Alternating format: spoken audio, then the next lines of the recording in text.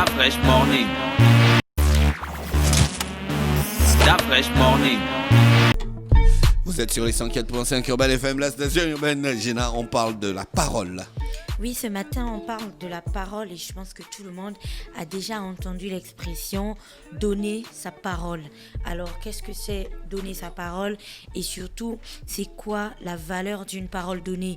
Aujourd'hui, c'est ce que j'avais envie de partager avec vous et de discuter avec vous, bien entendu. Donc, comme je le disais, on connaît tous le sens de l'expression « donner sa parole ». Ça signifie en effet que on promet en fait quelque chose à quelqu'un, on lui donne la certitude que l'on fera ce qu'on a dit. Et pourtant, quand on se penche véritablement sur l'expression « donner sa parole » aujourd'hui, à l'heure actuelle, en 2020, on se demande si elle a encore la valeur qu'elle avait en fait il y a quelques années.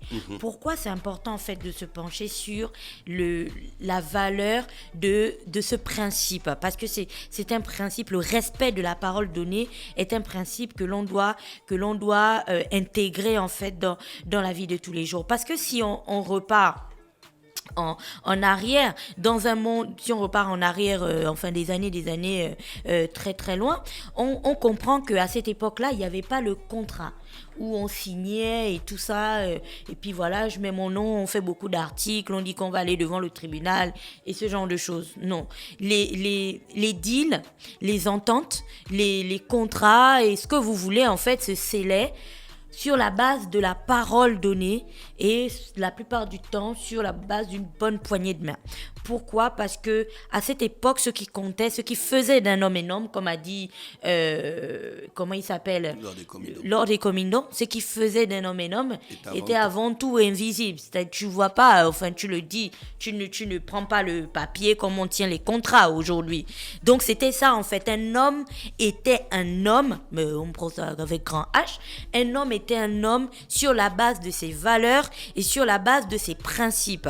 Donc tu dis quelque chose et tu fais ce que tu as dit, tu es un homme. Enfant, on dit on est femme. Voilà.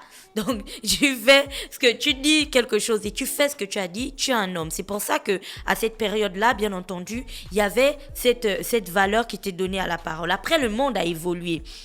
Le monde a évolué et avec tous les dérives que l'on peut observer aujourd'hui. Les contrats sont arrivés, l'avidité a pris le contrôle de l'univers et ce genre de choses. Et aujourd'hui, en fait, quand tu regardes la question de la parole, on se retrouve dans un monde où les engagements personnels et les engagements communautaires sont facilement violés. Je vais arriver, ne vous inquiétez pas. Et même les accords internationaux sont dénoncés ou parfois faussement interprétés.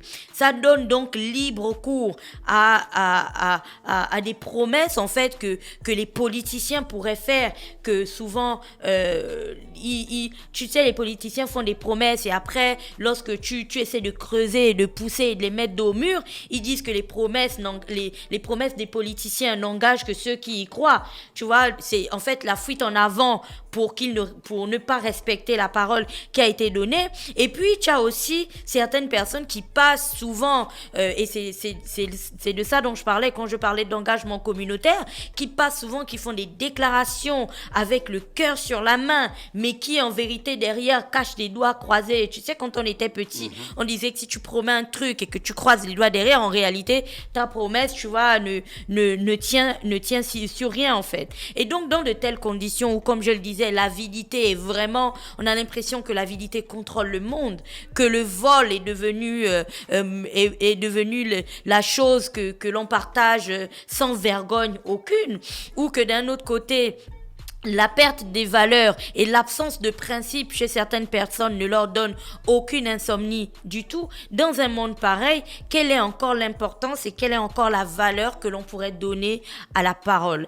Alors, c'est une thématique très importante et je pense que c'est une question qui nécessiterait en fait que chacun de nous y réfléchisse un petit peu chez lui, posé tranquillement dans son salon. La parole donnée n'est pas uniquement quelque chose qui concerne, je sais pas, les politiciens politiciens ou les communautés ou les accords internationaux ou les business, ce dont je venais de parler tout à l'heure. C'est que la parole donnée, ça peut même être au plus bas niveau. Tu dis à ton enfant, samedi, je te prends et on ira à la plage. Et puis samedi, tu ne viens pas le chercher et tu ne l'emmènes pas à la plage et tu ne t'expliques pas et tu t'en fous. C'est ça en fait, ça commence à ce niveau-là. Parce que c'est à quel moment que ton fils va croire ou va intégrer dans sa tête que mon père est le super-héros que je vois en lui, parce que quand il me dit un truc, il le fait. C'est contre toi, contre vents et marées, tu vas respecter en fait les engagements que tu auras pris devant ce petit homme qui en réalité ne peut rien te faire, que tu viennes le chercher ou pas.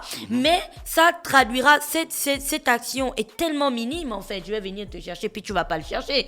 Cette action est tellement minime mais a un impact tellement plus grand, parce que à son jeune âge, tu lui montreras déjà que quelqu'un en fait peut dire quelque chose et puis pas le faire et puis c'est pas grave. Ce qui va donc se répercuter une fois qu'il sera grand. Il y a des gens qui signent des contrats. Il y a des gens qui signent des contrats et qui des années plus tard ou des mois plus tard contestent ces contrats. Tu vois, ils ne les respectent pas. Ils disent qu'ils ne se souviennent pas d'avoir dit X ou Y chose.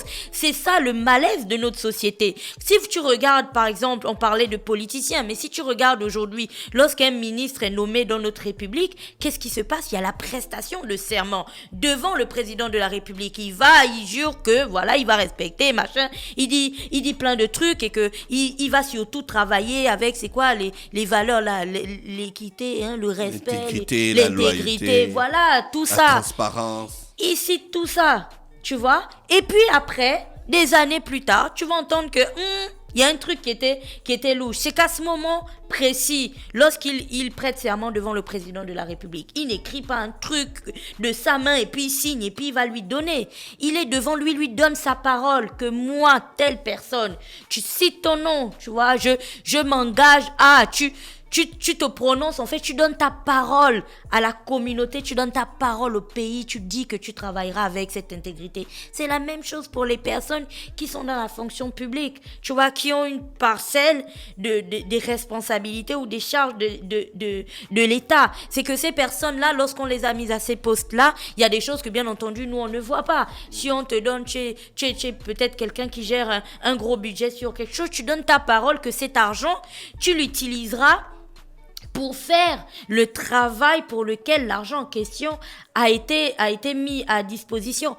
Mais quand après, c'est détourné, quand après tu ne respectes pas tes engagements, dans quel genre de monde pouvons-nous vivre? Lorsque tu es un homme politique et puis tu vas dans un canton, dans un village, dans je ne sais pas, un rassemblement de communautés ou je ne sais pas trop quoi. Et puis tu vois les petits, les villageois, les petites filles et ainsi de suite, les femmes, les hommes de ce village qui te regardent, qui viennent, ils assistent au rassemblement que tu fais et tu leur dis que moi je m'engagerai à défendre vos intérêts auprès de l'État central, si on peut le dire comme ça. Et puis, je me battrai pour qu'on fasse la route, je me battrai pour qu'on apporte de l'eau. Et puis, 20 ans plus tard, tu n'as pas fait ça. Quelle est la valeur de ta parole aujourd'hui? Lorsque tu as signé un contrat avec ton entreprise où tu as dit que tu devais venir au travail tous les jours à 7h30, tu devais faire les tâches qui te sont confiées, tu devais tout faire pour permettre à l'entreprise d'évoluer, mais que à 9h, tu n'es toujours pas là. Et que quand tu es là, tu es sur Zuma. À quel niveau, en fait, tu respectes ton engagement? Pourquoi tout ça, c'est important aujourd'hui? Parce que c'est ce qui participe de la fragilisation de la confiance qui existe entre les individus. Parce que qu'est-ce qui me garantit quand je suis là et je vois Mosley et puis il me dit, bon, ne t'inquiète pas, Gina, demain, on se voit, je gère ça. Qu'est-ce qui me donne le courage ou qu'est-ce qui me pousse à dire à Mosley ok, d'accord, je t'attendrai demain? C'est parce que j'ai confiance en Mosley. Au-delà des contrats qu'on signe et de tout ça, il y a d'abord la confiance qui est à la base de toutes les relations. Lorsque des personnes viennent écouter un homme politique, par exemple, ils ont confiance en son programme d'action. Lorsque des employés écoutent le responsable de leur entreprise, ils ont confiance en sa vision, en sa logique, en ses valeurs et en ses principes. Lorsque le chef fait confiance à son subalterne, il a confiance aux valeurs qui l'entourent et aux choses qu'il défend. Il se dit que le travail sera bien fait. Lorsqu'une équipe de foot fait confiance à son footballeur qui vient en regroupement, ils ont confiance qu'après, il repartira. Tu vois? Donc, faut comprendre que tout ça, au-delà des contrats, en fait, il y a des choses que l'on ne voit pas. Il y a la confiance qui est à la base de toutes les relations. Et au-delà, et ce qui solidifie ou ce qui met en branle cette confiance, ce qui met en marche cette confiance-là, c'est la parole que l'on donne. Si aujourd'hui, la parole n'a plus de valeur aucune, sachez que la confiance va s'effriter si ce n'est pas déjà le cas. Et si la confiance s'effrite, franchement, les relations seront de plus en plus compliquées. Et c'est encore plus absurde et plus incompréhensible pour notre société parce que, comme le disait Dafresh la dernière fois, nous sommes une société orale. C'est que nous, avant d'aller écrire les trucs, les machins, on se transmettait en fait les contes, les histoires, les épopées et tout ce genre de choses-là par la parole. Donc, en réalité, notre société connaît l'importance et la valeur de la parole. Alors, qu'est-ce qui s'est passé pour que cette société qui donnait autant d'importance, autant de valeur à la parole se retrouve aujourd'hui dans la catégorie de la société mensongère qui dit quelque chose, qui prend un engagement et qui ne le respecte pas. Il faut que l'on réfléchisse bien sur ce point-là. Il faut que l'on se remette tous en question. Il faut que l'on regarde les choses bien droit dans les yeux et on se demande si on est vraiment des personnes de valeur, si on est des personnes à qui nous-mêmes on pourrait faire confiance. C'est-à-dire que si toi-même tu te croisais dans une autre vie et que tu te regardais comme ça, est-ce que toi-même tu te ferais confiance? Est-ce que toi-même tu croirais en ce que tu viens dire à l'autre, à ce que tu viens dire à les gens qui votent pour toi? Comment on les appelle? Tes électeurs. Voilà. Est-ce que toi-même, tu croirais en ce que tu dis si tu étais à la place de tes électeurs? Est-ce que si tu étais un patron, par exemple, toi-même, tu croirais en ce que tu fais? Parce que tu peux signer un contrat avec quelqu'un là et puis tu le tournes ensuite pour payer. Pourtant, tu étais là, tu l'as appelé, tu as dit que fais-moi ce travail. Après, tu vas faire le filou, tu vois, tu tournes, on ne te voit plus, tu ne parles pas, tu ne dis rien. Et ils sont nombreux comme ça dans le pays à le faire. Et c'est ce type de comportement, comme on le dit souvent, la conséquence n'est pas uniquement sur vous. La conséquence est dans l'avenir. Parce qu'en gros, en fait, autant ce qui fait d'un homme un homme est invisible, autant les conséquences de nos actions, en fait, sont invisibles. C'est qu'on ne les voit pas là tout de suite. On a quoi, 20, 30, 50, 30, 35 ans au moment où on est en train de parler 40 ans. Mais on ne va pas voir en fait la gravité des actions que l'on a posées parce que peut-être que quand on va commencer déjà à aller vers la fin de notre vie, les petits là qui nous ont vu faire ça, qui avait 10 ans, qui avait 8 ans. Vous vous souvenez, votre petit garçon à qui vous avez dit « Je viens te prendre samedi, je t'emmène à la plage ». Et puis, vous n'avez pas respecté votre engagement. Lui, il sera le champion du monde du non-respect des engagements. Il dira à sa petite go « Ne t'inquiète pas, je t'aime chérie, je t'épouserai ». Et puis, en réalité, il aura dit ça à 10 autres go dans le pays. C'est ça, en fait. Pas d'engagement, pas de parole, rien, en fait. Aucun principe, aucune valeur. C'est ça qui est grave pour une société et je pense que l'on devrait aujourd'hui regarder ça bien droit dans les yeux et nous remettre tous en question. Voilà, c'était tout pour aujourd'hui. Merci Gina qui est avec nous ce matin sur les 104.5 Urban FM, la station urbaine dans le petit clin d'œil civique. On reste connecté, juste après la publicité, on se retrouve en musique.